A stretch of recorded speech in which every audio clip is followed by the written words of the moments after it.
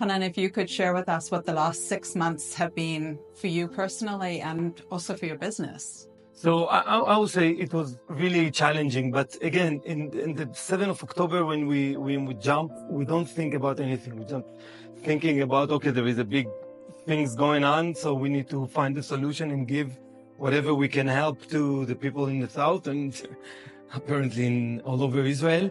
So I jump, and then I've been there for 1 month, and then you start feeling the complications, I would say. It was a little bit challenging. Again, no income. The income was really low, and everything was a little bit slower. But again, when you're there and fighting, it's amazing how you see the big picture. And now I'm saying to myself, okay, I'm fighting here. I'm sure it's going to be fine, and it's going to be okay. We have good, amazing employees, and then our team is amazing, and it was worth it actually. Now we can say it was win-win.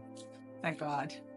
And then I understand also, Hanan, that you're a team of how many, like 13 people or 11 people, and half of them were called up to reserve army? Yeah, so Wow. So it was, I mean, it was okay. I mean, now I can say it was okay, because when you have less income, so it's less work. So yeah, we have like, I don't know, like 50% of the employee got to the army also. But again, back then you see it as the most important thing. We are just one dot in the full picture, so it's fine. I mean, I prepared myself even to close the business for a while and just, let's solve the issues and then we continue. But definitely they're not going to stop me. Okay, so. Miriam, you were here holding down the fort, keeping things going. So what was that experience like for you? It was a very eerie feeling because the whole country's in shock. Everyone's kind of, feeling fear. And I didn't know coming to work what to expect, because you don't know, is there going to be a coffee shop? Are people going to come? There was a very dead feeling in the air. It's just people weren't going out. I will say, from my personal standpoint, to know that I had a place to come.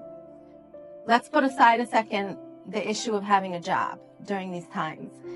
Just that I had a place to come to, that I knew that I had support, that I knew that if I was feeling, fear at home, I'm coming to work with my daughter, who also works here in the morning, and we have a support system with whatever staff is staying here.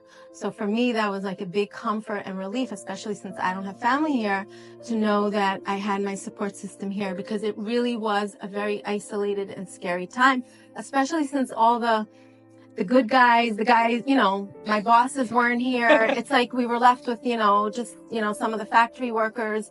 So it was like a feeling that you really felt insecure in all aspects.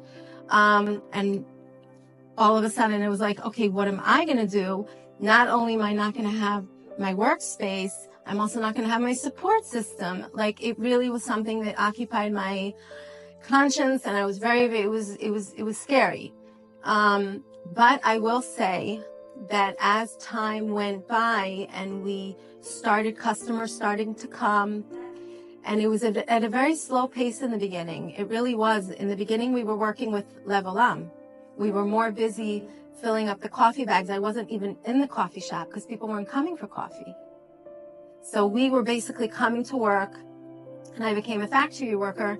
I was working at the line and filling up the coffee. And I can say that although I didn't have so much knowledge of what Haolam was, for me, it was like all of a sudden, like, oh my gosh, there's somebody who actually cares about us.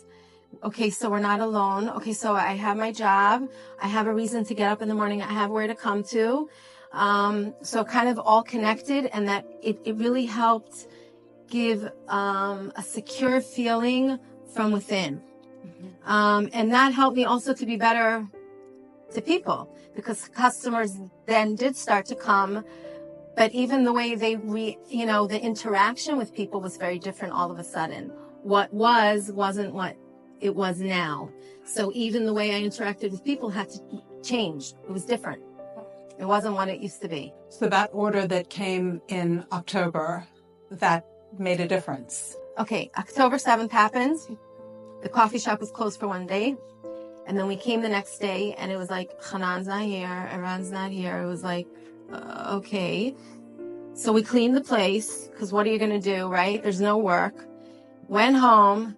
The stress started getting up. You get built up. Plus you're scared because you don't know what's going on, in the country. And I was really scared because you really don't know, like, okay, what's going to happen? And then all of a sudden I got a message that there's an order coming in and you have to go and do it.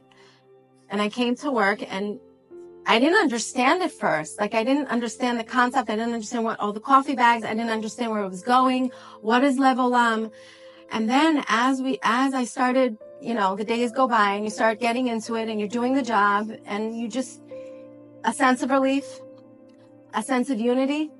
You don't feel alone. You're thinking, wow, there's people on the other side of the country that are taking out their money, taking the time of the day.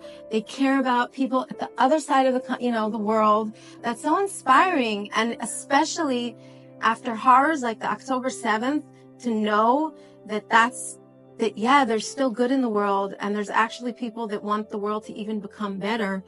When in our reality, it's like everybody just wants us to be destroyed. For me, that gave me motivation and a stronger will to be able to get up in the morning and know that we're going to get through this. It's going to be okay. I mean, okay, it's going to be different, but we're in this together. We're not alone.